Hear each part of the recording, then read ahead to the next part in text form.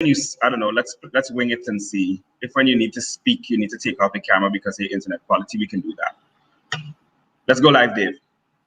All right. Just checking. Yeah, we're live now. I'm heading off the stream. Good evening, everyone, and welcome to 592 Virtual Pride's Interfaith Forum.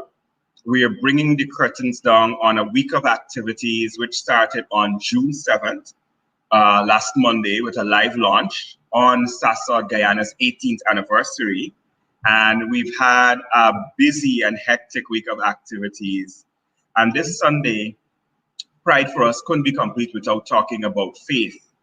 Usually, when we have the Pride Festival in person prior to the COVID-19 pandemic, we would open with an interfaith forum. Virtually, we've been closing with this interfaith forum. And I'm very happy to have a number of guests joining us tonight on this program. But before we get to those special guests who will be discussing pride, faith, and sexuality, I'd like to invite the UN Resident Coordinator for Guyana, Ms. Mikiko Tanaka, to share opening remarks with us. So over to Ms. Tanaka. Thank you very much, Joel. Can you hear me clearly? Loud and clear. Right. So to the LGBTQ community, the leaders and members of the religious community, to members of SASOD, and all the participants who are joining in. Thank you very much for having me. First of all, congratulations to SASOD Guyana on your 18th anniversary. SASOD has been a force in Guyana, continually breaking ground. Sorry for the noise. Continually breaking ground and advocating for the rights and protection of the LGBTQ community. Thank you for your unconditional dedication to the LGBTQ movement in Guyana. On Monday, 1 week ago, June 7th, I had the privilege of raising the Pride flag at the UN House in Duke Street. And thanks to SASOD for lending us the flag. I was joined by representatives of resident UN agencies in support of Pride Month observation, including IOM, UNHCR, UNDP, UNICEF, PAHO WHO, and WFP. Kudos to the CSOs and the LGBTQ community for consistently observing Pride Month, particularly at a time when Guyana is still fighting the COVID-19 pandemic and now the flooding across Guyana. Our hearts go to the many people affected by the floods and pandemic. Guyana's development is at a pivotal turning point, and this Pride Month is an opportunity to reflect, assess, discuss, and determine how the LGBTQ community can contribute and ensure that they are not left behind. Faith-based organizations across Guyana have been active in their communities and are highly influential in the lives of people, not only in relation to religious teachings, but also in caring and providing social services to people in the community. Through my own engagement with faith-based organizations, I have admired their many contributions to addressing societal relations and preventing discrimination, violence, and conflicts. This support is needed by so many LGBTQ individuals as they face barriers in their communities through different forms of discrimination, abuses, and violence. Local studies have documented experiences and difficulties of LGBTQ individuals in gaining employment in educational institutions, in accessing healthcare and social services, and discrimination in their own home and public spaces. This situation may have been exacerbated or new obstacles may have been created by the COVID-19 pandemic. For people who experience exclusion on the basis of their sexual orientation and gender identity, it hinders their ability to have a quality livelihood, participate in public affairs and society, and live a life of dignity. Discrimination and exclusion are compounded for LGBTQ persons who have disabilities, who are migrants, or who are from marginalized communities. At the conclusion of Guyana's third Universal Periodic Review cycle last year, the government of Guyana supported recommendations to continue efforts to combat violence and discrimination, to ensure inclusion in economic activity, and integrate sensitization training into curriculum, to improve responses to violence and discrimination against people based on sexual orientation and gender identity. The role of CSOs and faith-based organizations is critical in achieving these recommendations. They are on the ground and interacting with persons in their community to make positive impact. Faith-based organizations have come a far way in supporting the LGBTQ community. The convening of this interfaith forum demonstrates the commitment to continue fostering understanding, compassion, and respect for LGBTQ persons, and to build a truly inclusive and equal society. The UN in Guyana will continue to support stakeholders in promoting rights, inclusion, diversity, and equality. The EU-UN Spotlight Initiative, which tackles gender-based violence and family violence, engages CSOs, including faith-based organizations. Merundo is partnering with UN Women to engage faith-based organizations through the development and application of a diversity and inclusion toolkit. In advancing the rights and well-being of LGBTQ individuals and other marginalized groups, and by addressing multiple and intersecting forms of discrimination, may we improve the lives of people and empower them to actively contribute to the development of their community. This will also ensure that LGBTQ persons are not left behind and equally benefit from the country's development. Thank you very much and happy virtual Pride Month. Thank you very much, Ms. Nikiko Tanaka, the UN Resident Coordinator to Guyana. We really appreciate the support of the United Nations family in Guyana to the LGBTQ movement, especially in relation to the human rights work that organizations are doing in Guyana. Now, at this time, I'd like to get into the meat of the matter, so to speak, and introduce some of our guests who will be on tonight's program. Well, I will ask them to introduce themselves. And I will start with Dylan Mohammed, and then we will go to Pandit Deodat Tilak, and then we will go to Imam Mansoor Bash. So Dylan, if you could tell us and your viewers a little bit about who you are. Good evening, everyone. My name is Dylan Mohammed.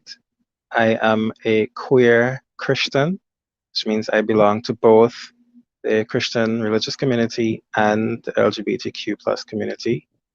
I've been in the Assemblies of God Church for almost all of my life, and more recently now part of the Anglo-Catholic Church. For quite some time now, I've been working along with SASOD in the area of faith and sexuality and reconciling the two. And I'm also the chairman of the Caribbean Interfaith Network and the Caribbean representative on the board of the Global Interfaith Network, SOGI. Fantastic. Thank you, Dylan. Pandit Tilak.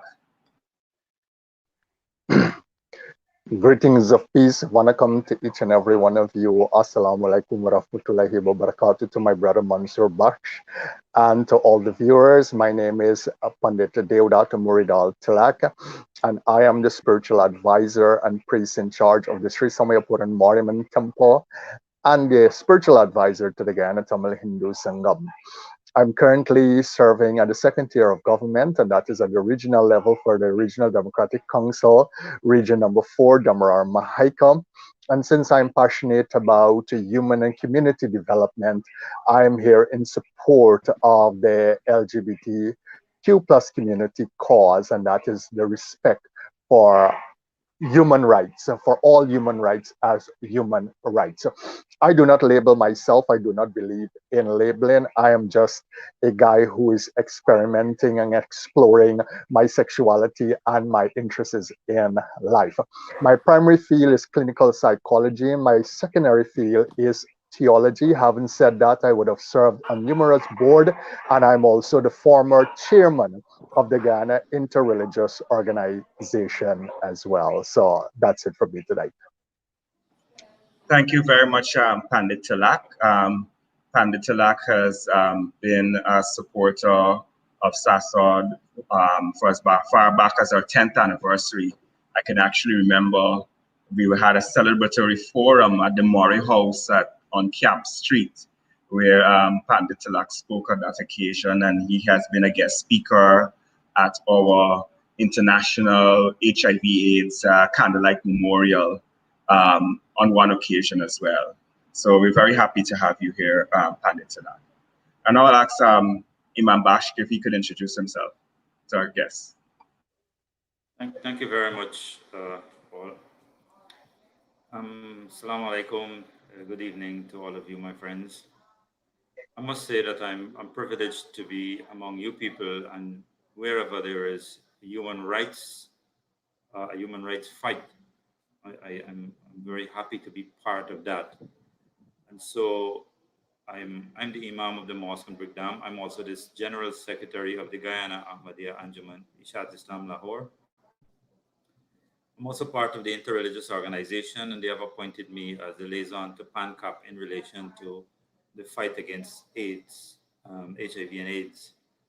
I wear several other caps, but above them all, I like to say that I'm a brother to everybody who needs a brother. Fantastic. Thank you very much, Imam Bash. Very modest introduction. I also know you do a lot of work with the Venezuelan migrant community here in terms of providing humanitarian assistance to Venezuelan refugees. Very important work as well. We're very happy to have you. You know, we have a very busy schedule, and it's Sunday evening.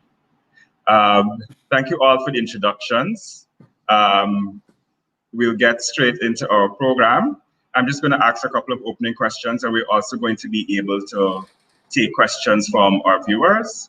And through our live stream, we can see comments coming through from Facebook, Twitter, and even YouTube, as we are streaming live on all three platforms simultaneously.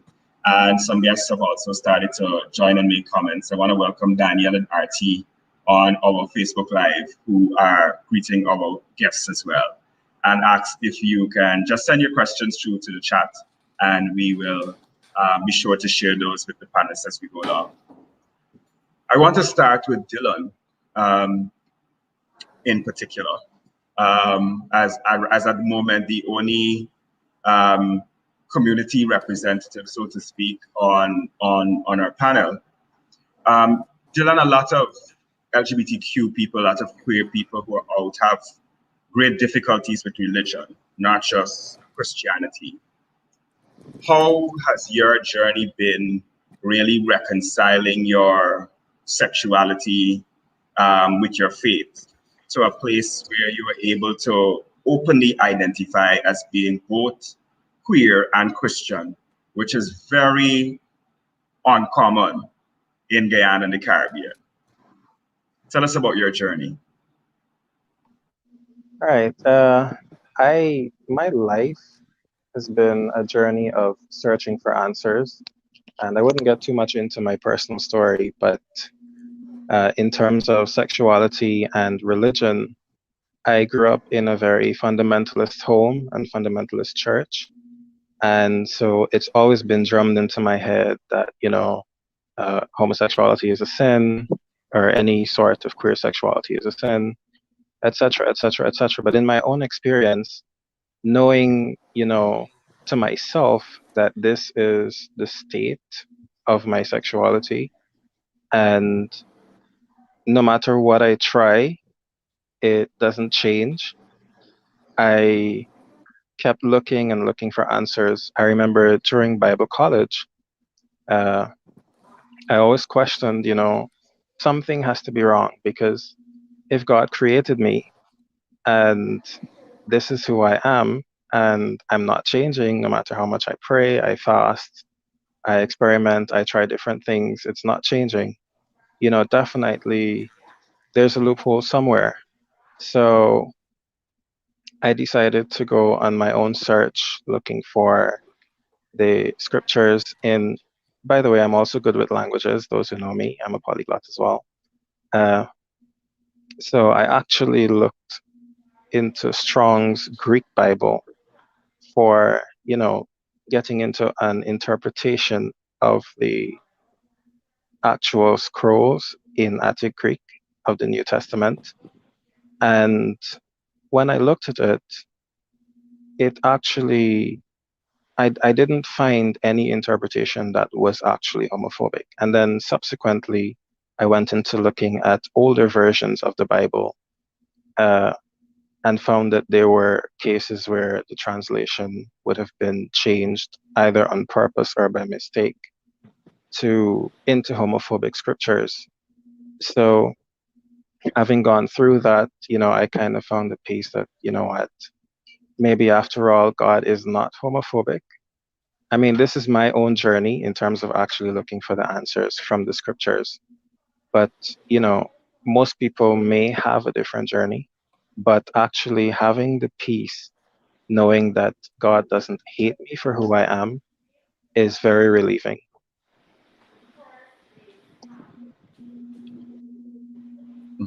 Thank you for sharing. Thank you for sharing that, Dylan. Really appreciate that. Pandit Tilak, I want to turn to you now. Um, it is said that particularly Hinduism has quite a different position on sexuality and gender from the traditional Judeo-Christian religions, um, like Christianity and Islam. Could you share a little bit about Hindu philosophy, Hindu theology on sexuality specifically, and how Hinduism views same-sex intimacy? And let's start with that. Let's start with that because that's already quite a bit. Great. As you would have mentioned, Joel, that Hinduism and all other branches of Hinduism, such as Buddhism, Jainism, and so forth, they all have a sophisticated view on the entire subject matter of sexuality and, by extension, homosexuality. Unlike the Abrahamic faith, Hinduism believes in unity through diversity, unlike as opposed to uniformity. We believe that the Atma is pure and divine, and it is only conditioned by the body and conditioned by the body, and the experiences it the Atma experiences in life or gain in life is as a result of the action or the whatever they would have set into motion. When it comes to the subject, when it comes to homosexuality, we recognize three genders. We recognize first gender to being male.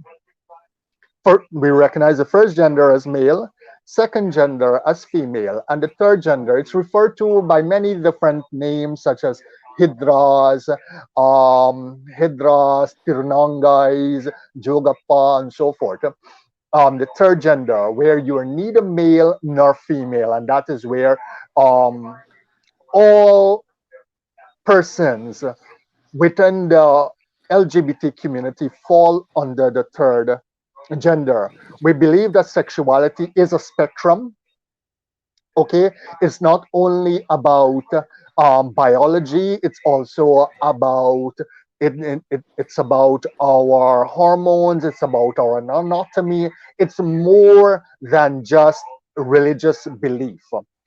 And to say that, to wrap up my point, is that as a Hindu, as a Hindu, we can find also within Hinduism, for example, like we have the Manusmriti. The Manusmriti, the Hindu lawgiver, he came with a rigid attitude to the entire subject matter, where he was more lenient with male being homosexual, and he was more rigid with female being lesbians. But the major Hindu scriptures, such as the Vedas and the Upanishads and so forth, and the Bhagavad Gita, speaks about the entire matter, where it does not support directly nor does it condemn directly, but it shows the recognition to a third gender, and they're equal, and the members of the third gender are equal members of society. They have their role, function, and purpose in society. Thanks very much for that, Pandit Talak. And now I want to um, pose a question from one of our Facebook viewers to Imam Bash about what are the views of Islam or the perspectives in Islam in relation to LGBTQ people. And if you could just share a little bit about what you understand to be the Islamic perspective on lesbian, gay, bisexual, and trans people. Thank you very much. And of course, this is a question that has been asked many times and it has been answered many times. The position of Islam has never changed. And it has spoken of people who are perfectly male and perfectly female. But those persons who have physical problems, those persons who have psychological problems, those who have other problems, they have not been addressed by our leaders. And so we need to recognize that while Islam is very clear that it does not permit a man to go and explore to see what is his sexuality, to see whether he likes male, female, child, whatever. It is not permissible in Islam. At the same time, Islam does not in any way permit people should be beaten, people should be disregarded, people should be mocked at, people should be in any way not permitted to work because of their, for want of a better word, difference. And so a lot of what is being said in relation to Islam is not accurate. I also want to emphasize that to me, and this is of course a personal view, there is no research data that supports it, but I think it has something to do more with race, whereby the Muslims who are of Indian descent are more tolerant, and they do not get aggressive if there is a let's say a person from the LGBT community in the mosque, then they are never harmed in that community, but in other communities they are aggressively being condemned and attacked. So I don't know if I've addressed the question, and please feel free to brace me up against a wall, because I don't hesitate to say that which I know and that which I don't know. Thanks. I want to ask you one follow-up, because you're very right that the perceptions of Islamic views on these issues are not so much in accordance with what you've shared. And I want to ask, why is that really? Why is there a perception that, and I'm not Muslim, why is there a perception that the penalty for gay sex, for men having sex in Islam is being dropped off a cliff or something like that? I don't know. But you often hear those kinds of comments from intolerant people who profess to be of a Islamic background. Yeah, the question of punishment in Islam, again, it is very complex. Let me just identify that in Islam, illicit sexual relation or zina includes fornication, adultery, and all levels. And there is one punishment for that, including rape. And there is one punishment for that, and that is 100 lashes across your back, in the public, to be witnessed by people. So it is intended to humiliate and to embarrass, rather than to deform or to disfigure the person. However, the Prophet Muhammad, peace be unto him, followed the punishment that he came and he sought and he met in Arabia. And the punishment that was there was, of course, that of our brothers, the Jews. And therefore, the person who committed adultery was stoned to death. And so the Prophet Muhammad followed that until it was revealed to him that the punishment is 100 lashes. So Muslims still hold on to that one that penalty for sexual what should I say? Let me use the right word. Adultery then is stoning to death. So this is not only for homosexual activity or any other activity. Having sexual relationship with an animal, for example, we are told that that animal has to be killed and thrown away. You're not to be used. That animal is not to be used. And in some hadiths, you might even find that that person who would have done that activity is to be put to death. So it's the religion is very harsh on this, on sexual activity, and does not allow the exploration. And so I think the example that I had given at our last interaction was that Islam recommends that you jump into the hot water, you jump into marriage, and if you can't handle marriage, then there is divorce whereby you exit. But you're not allowed to explore to see whether you're male or female out of the marriage. So you have to get into a marriage first. Now, and this is a lot of people who are talking about sexual problems have not explored it, where an individual, for example, has not been formed fully. They see themselves as a man, but they don't have what a man carries there. And a lot of people do not realize that problem. I'm sorry, I saw my video went for a while. I don't know if you got what I was saying. Yeah, so a lot of Muslims who talk about it do not take into consideration that physically some people have a problem. And in the same way that they have a problem physically, that problem could also be emotionally, intellectually. And so without exploring how to help the individual, if they don't conform with what they expect, they're immediately condemned. Let me tell you, I'm of also a small group, the Ahmadiyya community. And that is the Lahore Ahmadiyya community. We have two Ahmadiyya community in Guyana. And we don't conform to the beliefs of the other Muslims. And in many areas, they have declared killing us as a great blessing. So I tell you, I know how you feel to be pushed aside and to be threatened and to be, and to feel rejected just because of who you are. In my case, is my belief. And in your case, is something that maybe you can't do anything about it. So the hard, and the term I would use for this kind of attitude, the hard-heartedness of Muslims is not preached by Islam, is not preached by God. The Quran begins in the name of God, the beneficent, the merciful. God is a loving God. He's not an angry God. He's not a God who wants you to punish yourself. He wants to bring you close to him. And if you're deformed physically, whereby you cannot have sex with somebody of the opposite sex, that does not reject you from the love of God.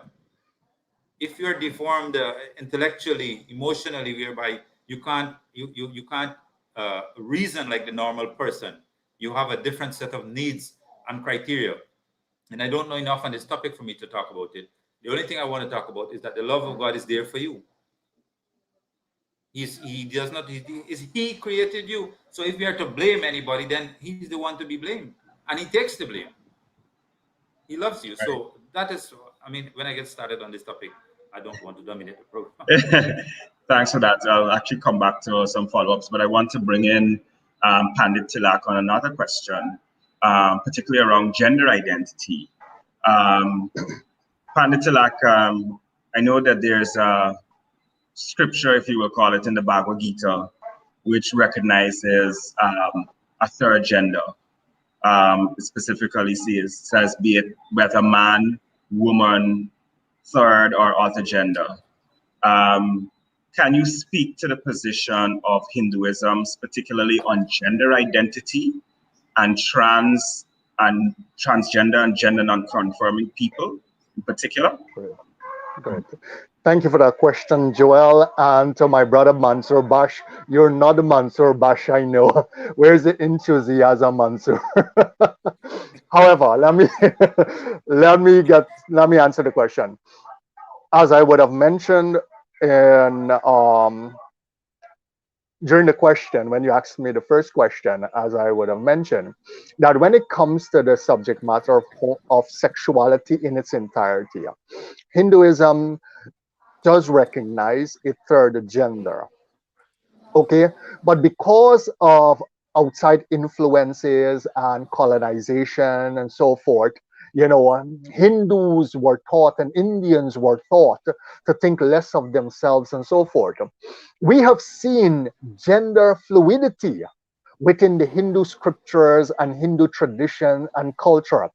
And Brother Mansur Bash did make a pertinent point. It has a lot to do with culture as well, because culture plays an important role. While you may see Islam, people of East Indian descent who follow Islam, they have a more of a tolerant attitude as opposed to members of other communities such as the Arabs or so forth. Similarly, so within the Hindu community, we have seen that in Hinduism there is a goddess by the name of Bahucharya Maya. She is the patron goddess of the LGBTQ plus community, and she is the spiritual link to the Supreme Brahman, to the Supreme Personality. Bhautacharya Maya is considered to be the mother of all members of the LGBTQ plus communities. However, within the community, you have the lesbians, you have the transgender, and so forth. But they focus more on transgender because remember back then it was more of a patriarchal society as opposed to a matriarchal society. So a lot of emphasis were placed on males, and males were more visible. The transgender male was, they were more visible. So there's a tradition where they have to marry to the god Aravan, and they become the bride of the god Aravan. And this is taken from one of the Hindu scriptures, the Itihasam, the Mahabharatam, where the hero Aravan offer himself to be sacrificed for the greater good of a battle. But before the day of his sacrifice, he wanted to experience the pleasure of the bed with a woman. And in order for him to do so, you see, everybody is very hyped about being able to explore their sexuality and to enjoy sexual intimacy. Even Aravan, before he died, he wanted to enjoy the pleasures of the bed with a woman, but since no one wanted to marry someone who's going to be sacrificed several days later, and they will enter into a long life of widowhood, and widowhood has its own discrimination in certain communities and so forth. So it's said that Krishna, the eighth avatar of the Supreme Personality, Mahavishnu, took the form as Mohini. We don't know if he transformed from male to female, but we know he became Mohini, wed to Aravan, okay, wed to Aravan, enjoy sexual intimacy with Aravan, fulfilled Aravan desires, and when Aravan was sacrificed, Mohini entered into a state of wailing and mourning, losing her husband. Now, this is enacted within the transgender community, and it is often said nobody knows what exactly that they are wailing for, if it is the loss of Aravan, a mythical husband, or a husband they cannot have, or is it the years of discrimination that they have that they had endured and still continue to endure. The scripture that you quoted is taken from the Ramayanam, another itihasam within Hinduism, where Sri Ramachandra said this.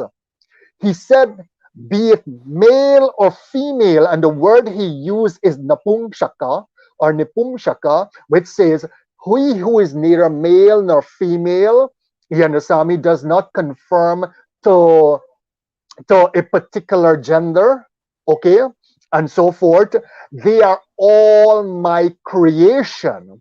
They are all my creation. So God, even as Sri Ramachandra, recognized that everyone is part of his creation, and everyone is part, and everyone should receive his grace and his blessing. But to wrap up on this point here, I would like to bring to your attention that some Hindus will argue that no, it's wrong, because they still carry that colonial mentality, that oppressive mentality of the oppressors.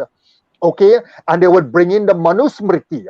The Manusmriti says, and it was so lenient with men that it says even the monks will come down from the monastery and they will sleep with the layman in the street.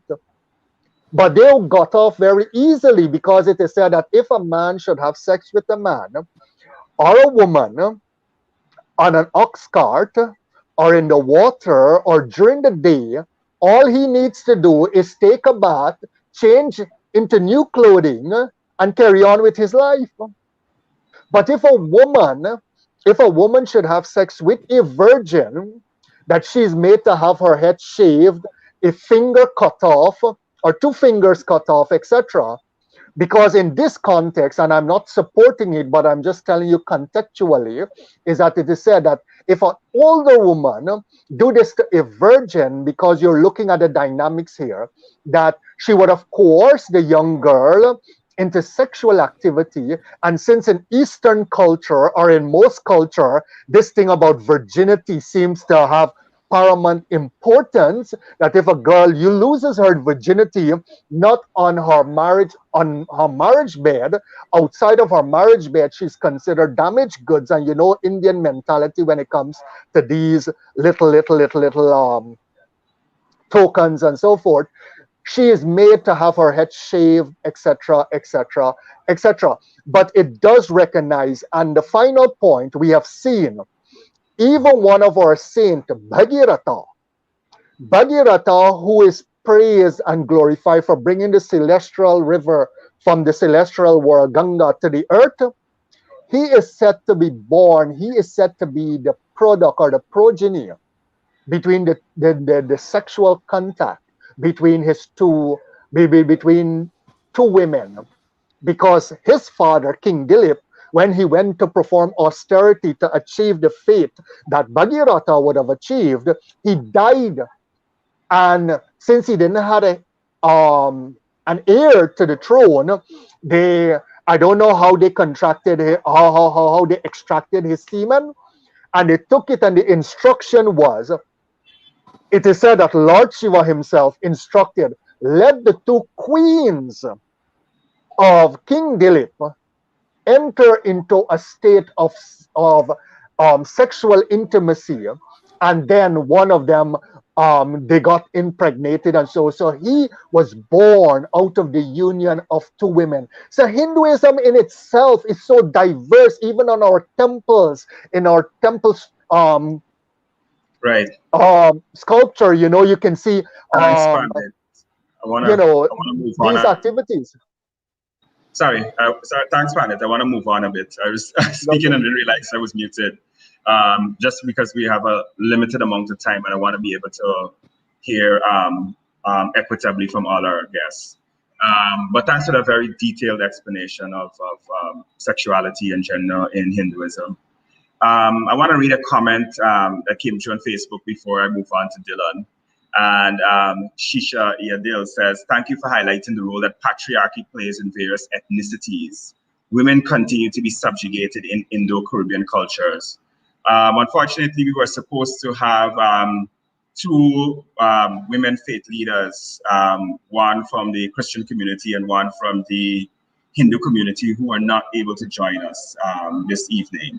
But I think we'll have another opportunity, and we can ask our sister organization to SWAG to play a role there, and to look at organizing a forum exclusively with women religious leaders. I think that would be quite interesting, especially now that I know just earlier this year or last year, a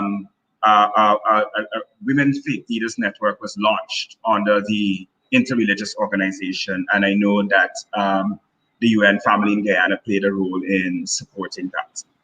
Dylan, I want to come back to you and pick up on a point that Iman Mansour Bash made around the role that ethnicity plays in some of the faith-based discrimination, so to speak. His comment was specifically that, in his own observation, Indo-Guyanese Muslims are generally more tolerant than Afro-Guyanese Muslims. In our own experiences in Guyana, we have found that certainly Indo-Guyanese communities seem to be more tolerant of trans people and non-conforming gender identities. And I can see a relationship between that and everything that Candid Talak adumbrated about. But as a queer person of mixed race, or mixed races, I should say rather, your own personal views and perceptions on the issue of how ethnicity and race intersects with all of this. Let me start with what has been one of the most driving factors behind homophobia. I've done research into the history of homophobia in countries around the world. There are many countries and many places that have never had laws against homosexuality or any homosexual acts, because it's two different things. Homosexuality being the state of being and then the act. Yes, in my experience being mixed race, predominantly Indian and African, and a little bit of Chinese, indigenous, European, and Middle Eastern as well. Generally on the streets of Guyana and in religious locations, you will find that, well, in my experience, there's a more covert reaction to homosexuality from particularly the Indo-Guyanese community, as against an overt reaction from the Afro-Guyanese community. Even though I think the resentment may or may not be the same, but having the experience of coming out to all sides of my family, the reaction is different. There might be secrets held against me, but some people will say, "Oh well, it's okay. It's your life. It's your decision," and I respect that, but it doesn't mean that they support me. And I understand, that yes, this is the reality, and that based on the culture, and I think Hinduism does have a part to play, and there's a little more history on it going back to the Indus Valley period. But I mean, that's a whole different conversation for another time. But yes, there is a disparity in how the different race groups in Guyana react to finding out somebody is a homosexual or is practicing homosexual acts. And it's something that needs to be addressed. The unfortunate part, though, is that particularly the Afro-Guyanese community, before slavery and before colonization, there was no part of Africa, maybe the northeast of Africa, places like Egypt or Sudan or Eritrea and so on, may have had laws against homosexuality. But prior to colonization, homophobia was not part of African culture. And while majority of Afro-Guyanese are Christian, I think what is happening now, especially among queer Afro-Guyanese, is a recognition of the fact that we inherited this homophobia, and it really doesn't belong to us as Afro-Guyanese or people of African descent. This was given to us by European colonization, and I think if more Afro-Guyanese and Afro-Caribbean people of African descent, and even other groups, I haven't experienced as much discrimination from the Chinese Guyanese community, and so on. But generally, if we realize that most of this is from being colonized and being oppressed, then it will really bring a change in the mindset of that particular community towards the LGBTQ community. Thanks very much for sharing that, Dylan. I do believe that there is a direct relationship between slavery and the effects of colonization on how we interact and the oppressions that we experience still. I think the effects of slavery still actually do linger on, and it certainly has an impact on how we practice religion and some of the issues that we're talking about today. This is a good point for me to introduce Reverend Patricia Shertan Bisnot from the Guyana Presbyterian Church, who is just able to join us. She's also the Chief Executive Officer of the Caribbean Family Planning Association, and she may be joining us from Antigua or somewhere like that. So let me invite Reverend Pat, as I call her, as I affectionately call her, to introduce herself and share a little bit about her work. Reverend Pat? Yeah, good evening and greetings, everyone. Greetings on this special time when we celebrate Pride. And I am sorry I couldn't be here earlier. Nevertheless, I'm happy to be part of this, and in my work, both in my ministry and my work with the Caribbean Family Planning Affiliation, what is key to us as we seek to minister, you know, especially in these times. We have been facing a pandemic for over a year, well over a year, and we are learning about how important human community is. And our work for justice and peaceful and respectful coexistence, that for Christian ministry, Jesus said that he has come that all may have life and have it in its fullness, John 10:10. And so for everyone to have the right to live with dignity and love and respect is my calling. And in my work at the Caribbean Family Planning Affiliation, our focus is on justice and rights, especially rights for sexual rights and reproductive rights, rights for LGBT persons to be respected, and we work to advocate for to decriminalize laws that put barriers against people achieving their full potentials. So my prayer is that as we move ahead in Guyana, that we will grow more and more to build that respect fully across every division, erase these divisions, get rid of these divisions, that all of us can live a flourishing life.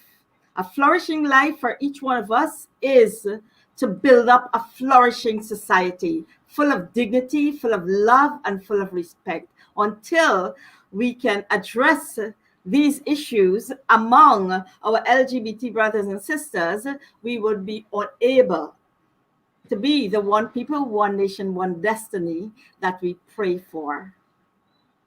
Thank you very much for that, Reverend Pat. I actually want to share a comment from one of our Facebook viewers to get your reaction to it. And I think this was after Pandit Tilak was sharing a bit about how Hinduism views sexuality and gender and the role that patriarchy plays in all of this. And the comment reads, it's from Shisha Yadil, and Devendra, if you could project it, that would be great again. Thank you for highlighting the role that patriarchy plays in various ethnicities. Women continue to be subjugated in Indo-Caribbean cultures. I just wanted to get your reaction to that comment.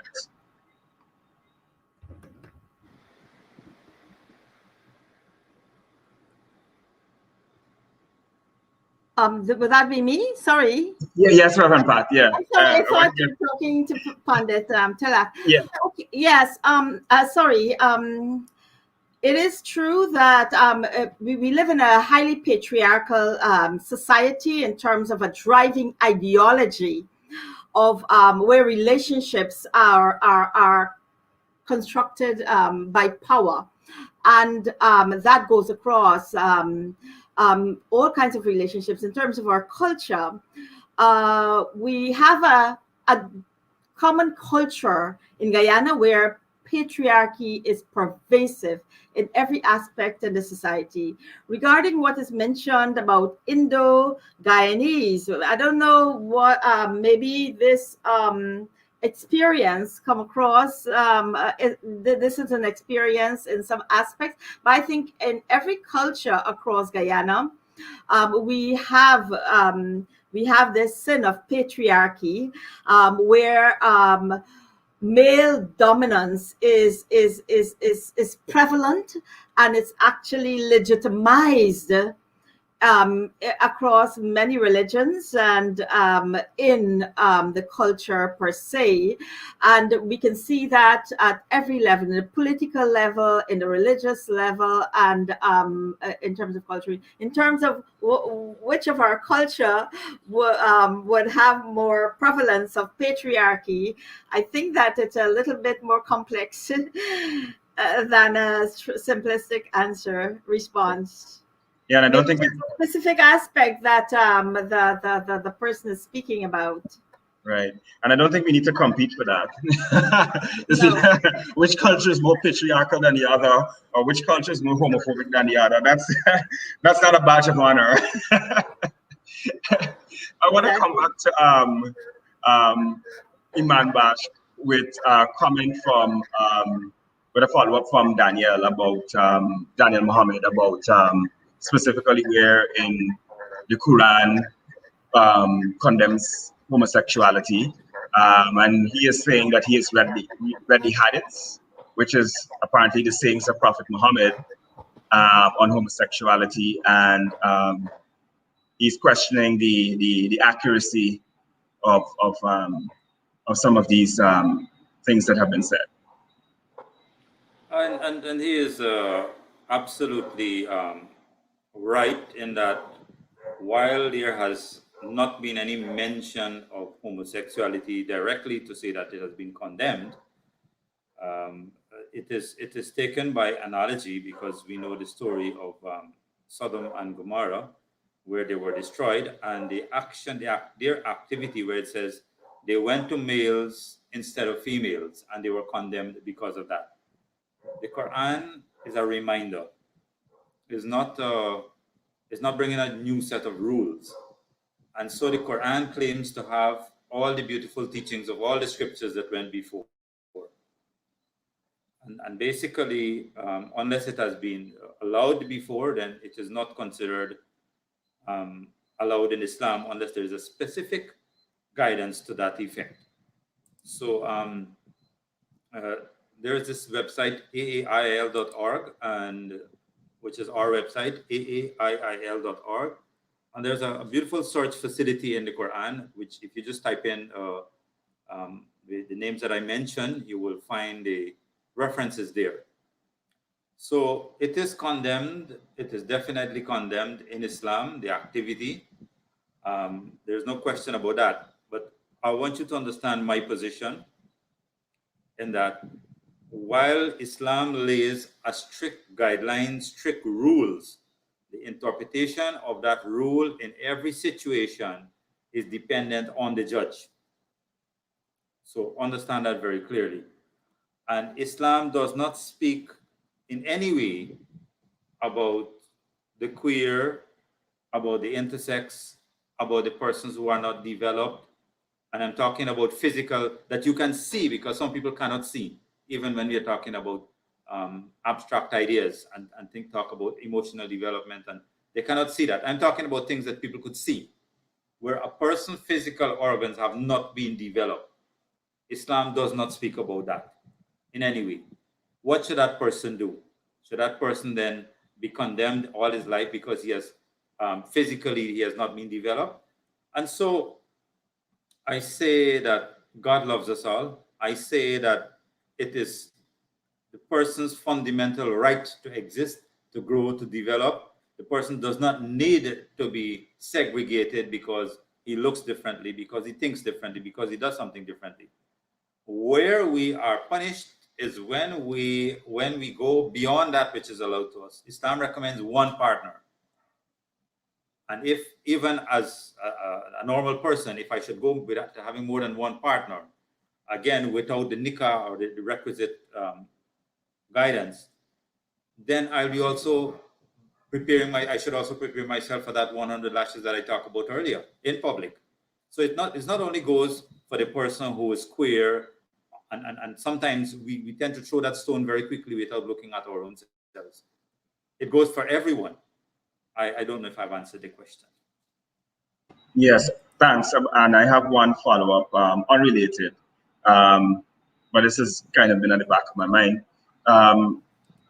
Imam Bash, you are one of the very few Muslim leaders in Guyana who is at least willing to have a conversation publicly, privately, around a lot of these issues. My question for you is, what can we do to get more Muslim leaders to the table to have this kind of dialogue? We're not always going to agree with everything. I certainly didn't agree with everything you said tonight, but certainly we could have a respectful certainly we could have a respectful conversation and dialogue. And I think it helps to get us closer to a place of understanding where each other is coming from, even if we will never completely agree with each other. How can we get more Muslim leaders to the table, to virtual, physical, or otherwise, to have this kind of conversation about sexuality and gender in Guyana and the Caribbean? I think the same way that you would have attracted me to your organization by your personal influence, your calls, your interaction. I mean, up to this afternoon, I got a call, and I was that because of that call I'm here, because I did not put it at the top of my agenda to be here. I must be honest with you. And then there was some say, hello, you really have to be on this program. We need you here. And that's something that we all need. Not only you, everybody need it. Even as a leader, we need to know that what we are doing is making an impact. And so when you and there are other members of your organization, who would have interacted with me and who are calling on me and say, okay, what is your view in relation to this? And so I think the same thing you can do with the others, in that you can have a personal interaction with them, because the leaders, while there is guidance in Islam very clear, most times what happens is that people from the LGBTI community comes there as an ambassador for the community rather than as an individual. So they come there, and whatever treatment they get, they say, this is the treatment to the LGBTI, rather than looking at this is the treatment because of how you interacted. So when the leaders see you as an individual, as a person, then your difficulties become their difficulties. I think that's the way. Thank you for sharing that, Iman Bash. I want to come back to Reverend Pat specifically and ask about her own views about LGBTQ people of faith in leadership in the Christian community, and about how you see that, if LGBTQ people of faith should be able to attain the highest levels of leadership in churches, if they study to become reverends and that sort of thing, choir leaders, whatever the case might be, if they are able to and should be able to take up those positions like their heterosexual counterparts, or is there any limit on how far they can go because of their sexuality and gender?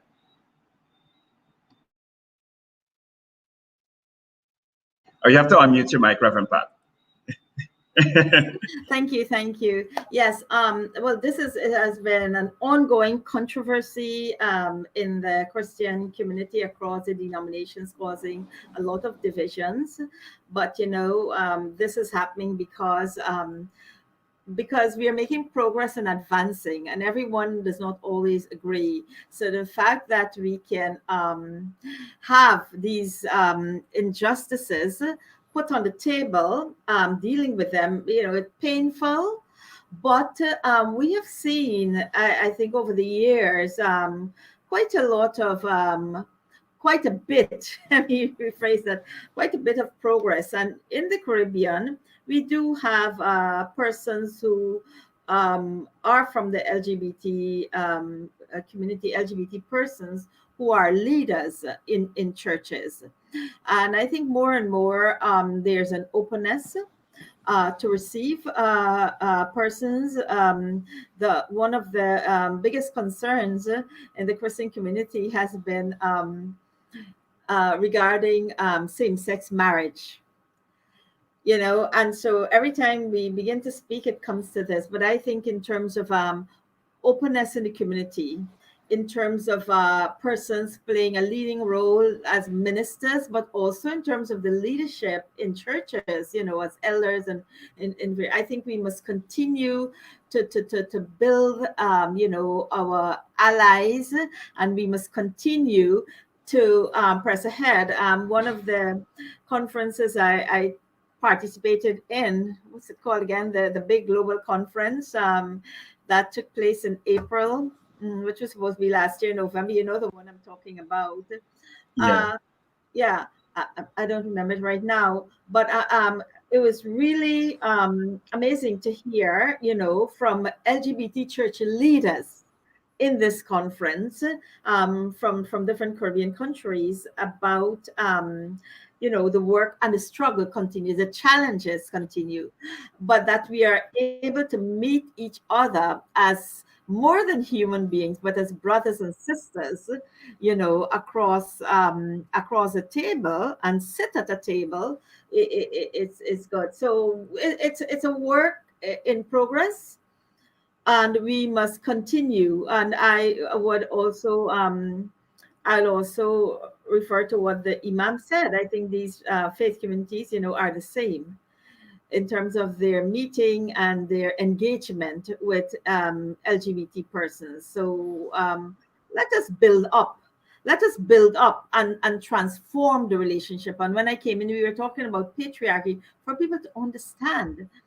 It took women a long time to be treated equally and to be given leadership. I was the first woman in my church to study theology and then to be ordained in 1984, the first one.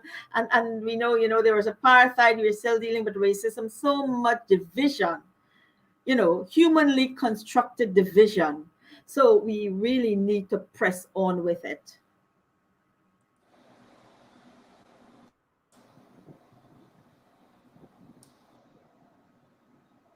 Thank you very much for that, Reverend Pat.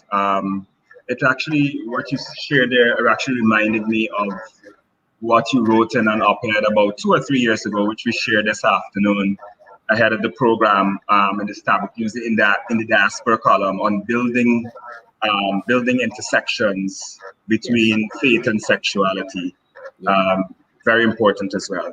I want to ask Dylan a similar question as a young queer Christian man who has been involved in quote unquote one of the mainstream churches, but saw the need to be part of an effort to develop an LGBTQ affirming church in Guyana. In your own personal experience, Dylan, and those of your peers that you could share, do you feel like there are limitations for openly LGBTQ people in some churches in terms of how far they can go as lay pastors, choir leaders, and that sort of thing? And what's the role of affirming churches like the Anglo-Catholic Church in filling that gap? Do we need to have our own churches which are affirming, or is the eventual goal to be able to find one common space of worship, and the role of affirming churches are really just a stopgap? How do you see that? Actually, having had the experience of being a leader, a worship director, music director, and being closeted for the many years that I was in that capacity, and then after finally coming out, being told, well, you can't serve anymore. And, I mean, it was heartbreaking. It was disappointing. I wouldn't share the additional factor that made it even more heartbreaking. But I must agree with you that yes, there is a place for affirming churches, and I believe that it doesn't have to be a separate church. I mean, yes, we made that effort because many of us during last year in 2019, when we discussed the idea and started making efforts to start the church and so on, we most of us felt like we were not accepted, maybe not necessarily as members, because many of us were told, oh, you can still come to the church doors are still open to you. But of course, you were told that you can't serve in this capacity or that capacity. Um, in some cases, some of us were even told you can't be a member of the church, you can just come and attend services, So we felt the need to be able to actually, serve God to our best, our fullest potential to actually be part of an effort. But I do believe that it is indeed a stopgap because, I mean, some people might say I'm being too optimistic, but just in the same way that women in a very patriarchal situation could have been given, the full equality in leadership, I believe the same can happen for the LGBTQ community, even if it's 10 years, 15 years from now. I do believe that it is going to happen. And I always say, to the persons, to my friends, who are still my friends, by the way, from the church that I used to go to, I always say to them, I do believe that one day that church, particular church, is going to accept me. And I will be able to come back and serve in full capacity as before. So yes, I do echo your sentiments in that. Thanks very much for sharing that, Dylan. All right, at this point, we've exceeded our time, so I'm going to ask all of our guests to make a closing comment, a very brief closing comment. I'm going to start with Pandit Deodaktila. And I think the UN resident coordinator, Ms. Mitiko Klanaka, might still be on the line. So I will give her the opportunity to share the last word, if she's still with us, having made the opening remarks today. So I'm going to start with Pandit Deodak. Very briefly, Pandit. Great, Joel. Thank you for having me here. Good evening to you, Reverend Bisnoth, and to all my other brothers and sisters. I would like to remind you, my friends, if God is love, then we must have love for all and hatred for none. Okay, we're all in this world to perfect our own karma and to fulfill that karma, and to each his own. Everyone has truth in their hearts. All they need is proper guidance. So instead of going about fist fight together, let us spread love and bring awareness so that we can grow from strength to strength. I wish the LGBT community all the best as we continue to pool our ideas and our intellect together, to come together to find solutions to problems, to resolve our conflicts in whatever areas. I do trust and pray that we will continue to bring not only awareness, but we will bring about positive and meaningful changes through awareness. Happy Pride to each and every one, and thank you for having me here once again. Thank you, Pandit. Happy Pride to you as well. Over to Imam Bashk. Thank you very much, Joel. Indeed, I must say that with every interaction with this group, I'm learning and I'm growing. And I think I'm preparing myself better to help the individuals who are involved in the society. I just want to make a little reference, chapter 26, verse 165, and chapter 29, verse 29. That's easy to remember, 29, 29. Says, do you come to males and commit robbery on the highway and commit evil deeds in your assemblies? People talk about LBGT community, but they don't talk about their robbery. They don't talk about the other evil deeds that are there. So we are quick to throw that stone. We are very quick to throw stones at those who are in this community, but the other evils that are going on around us, all around us. Incidentally, that's a reference to the person who was called earlier. And so the other evil that is going on, people are closing their eyes to it. So let me congratulate you on the work that you have been doing. As you have stated earlier, we don't agree with everything that each other do, but we are brothers. We are all family. We're all in the same family. And when I pray every day, I pray in plural. That is the command of the prophet. Guide us to the straight path. I don't expect to go there to go to heaven without you. Thank you very much for having me on this program. Thank you very much, Imam. And now I'll turn to Reverend Pat for a closing message. Just remember to unmute your mic, Reverend Pat. Those famous words. Thank you. Yeah, I close with these great words from the prophet Micah 6:8. And what does the Lord require of you? To act justly, to love mercy, and to walk humbly with your God. I would like to congratulate SASOD also for great work that you are doing. And my prayer is that we will continue to resist what is hateful. We will continue to resist all that is evil, and let us build up community, strengthen our allies, and work together to transform relationships and to build a united society. The challenge is there, but as I said earlier, let us count our blessings, because I think we are seeing a lot along the way. So lots of blessings of peace and goodwill to you and to all of Guyana. Thank you. Thank you very much for that, Reverend Pat. And now I'll come to Dylan Mohammed. Thank you, Joel, for having me, and thanks to the team at SASOD as well. I really want to encourage everyone who is watching this live, if you're a queer person who either would have been a person of faith or still are a person of faith, God is not homophobic. God loves you the way you are, and you can be the best you can be. You can reach your full potential as whatever faith you are and still be queer. Thank you. Thanks very much, Dylan. I really appreciate you joining and sharing in this panel, especially from your perspective.